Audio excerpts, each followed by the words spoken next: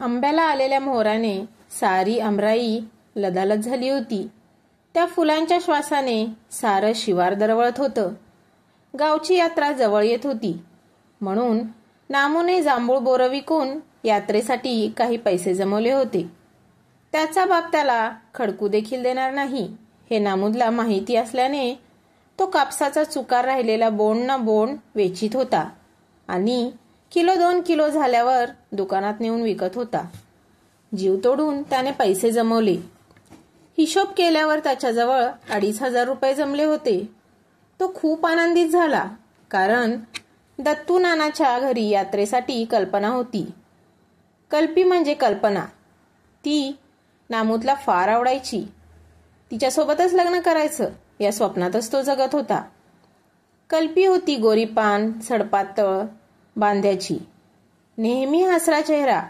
ती त्याला हवी हवीशी वाटत होती. आणि मग जत्रा अगदीच 2 दिवसावर येऊन ठेपली. तशी संध्याकाळच्या गाडीने कल्पी दत्तू नानाच्या घरी आली. ते पाहून नामूदचा आनंद गगनात मावत नव्हता. त्याने चष्मा विकत घेतला होता. तशी संध्याकाळच्या गाडीने कल्पी दत्तू नानाच्या घरी आली. ते पाहून नामूदचा आनंद गगनात मावत नव्हता. त्याने चष्मा तर विकत घेतलाच होता आणि तो घालून तो सारखा तिच्यासमोर इकडून तिकडे फिरू लागला. ती पण त्याच्याकडे पाहून हसू लागली. दुसऱ्या दिवशी नामू कल्पनाला भेटायला आणि म्हणाला, कधी जायचं जत्रेला? ती म्हणाली, जाऊया की उद्या, दुसऱ्या दिवशी. काल्याचं कीर्तन संपलं, दहीहंडी फुटली आणि जत्रेला वेग आला. जत्रा अगदी तुडुंब भरली होती. मोठी दुकानं थाटली होती. नामू कल्पनाला सोबत घेऊन जत्रेत आला होता.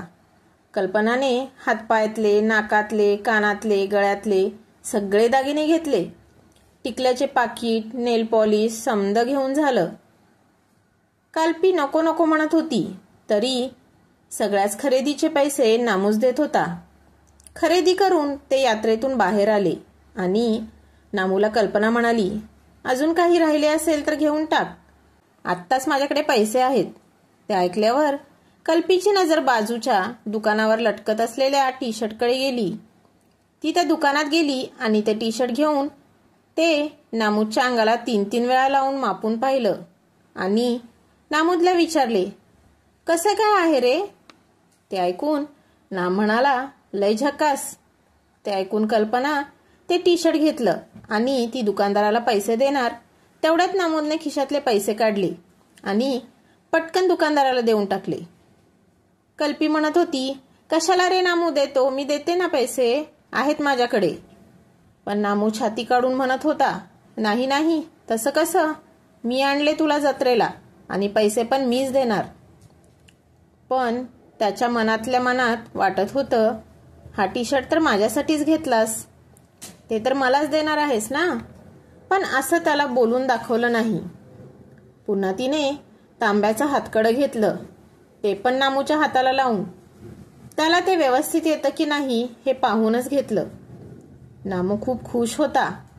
ती आपल्यासाठी भेटवस्तू म्हणून कडं देखील घेत आहे हे पाहून तो मनातल्या मनात आनंदित होत होता. नंतर दोघेही घराकडे परतणार तोच कल्पनाला जिलेबी खाऊशी वाटली आणि म्हणून दोघे हॉटेलमध्ये गेले. पोटभर जिलेबी खाल्ली. बिल अर्थातच नामूदने दिलं. घरी परतल्यावर नामूदने किसे तपासून पाहिले. 2,500 रुपये खर्चून त्याच्याकडे फक्त 20 रुपये राहिले होते. पण टी शर्ट आणि कडं हे तर आपल्यालाच भेटणार याचं मात्र त्याला समाधान होतं. कल्पी ते त्याला केव्हा देते याचीच तो आतुरतेने वाट पाहू लागला. एक दिवस कल्पना नामूदला भेटण्यासाठी बोलवलं. नामू अगदी प्रसन्न मनाने तो चष्मा घालून निघाला. आज आपल्याला कल्पी काहीतरी महत्वाचंच बोलणार आहे हे कळाल्यावर त्याच्या पोटामध्ये गुदगुल्या होऊ लागल्या. तो कल्पीजवळ गेला आणि तिला म्हणाला, काय काम होतं, कसं काय बोलवलीस? तशी कल्पी त्याला म्हणाली, हळू बोल, मला तुला काहीतरी सांगायचं आहे, पण तू कोणाला सांगणार नाहीस ना? हे ऐकून नामू खुश होऊन म्हणाला, मी कशाला कोणाला सांगू, सांग की बिंदास काय सांगायचंय ते. हे ऐकून कल्पी हळू आवाजात म्हणाली, कुणाला सांगू नकोस हां, तुला माझी शपथ आहे. तो पाटलाचा राजू आहे ना? नामू म्हणाला, कोण? तो बुलेटवर फिरत असतो तो? हे ऐकून कल्पी म्हणाली, हो हो तोच. त्याच्याबरोबर माझं गेल्या वर्षीपासून प्रेम जुळलं. तो रोज माझ्या गावाकडे माझ्या शाळेवर येत असतो आणि रोज मला भेटत असतो. हे ऐकून नामाची हवाच निघून गेली. हसावं की रडावं हे काहीच त्याला कळत नव्हतं. तो मुकाट्याने सारे ऐकत होता. तेव्हा ती म्हणाली, माझे एक काम करशील का रे? हे टी शर्ट आणि हे कडं राजूला नेऊन देशील का प्लीज? फक्त माझ्यासाठी. मला ना फक्त तुझ्यावरच विश्वास आहे म्हणून तुला हे सांगितलं. हे ऐकून नामूने तिच्या हातातली कॅरी बॅग घेतली आणि मान खाली घालून तो मंद पावलाने पाटलाच्या राजूच्या घराकडे निघाला. त्याचे डोळे मात्र पाणावले होते. काळजात कुठेतरी खोल दुखत होतं. तो हळूहळू समोर जात होता. अशा प्रकारे नामूचा प्रेमभंग झाला. तर मित्रांनो, आपल्याला ही कथा कशी वाटली हे कमेंटमध्ये नक्की कळवा आणि चॅनलवर नवीन असाल तर सबस्क्राईब करायला मात्र विसरू नका. धन्यवाद.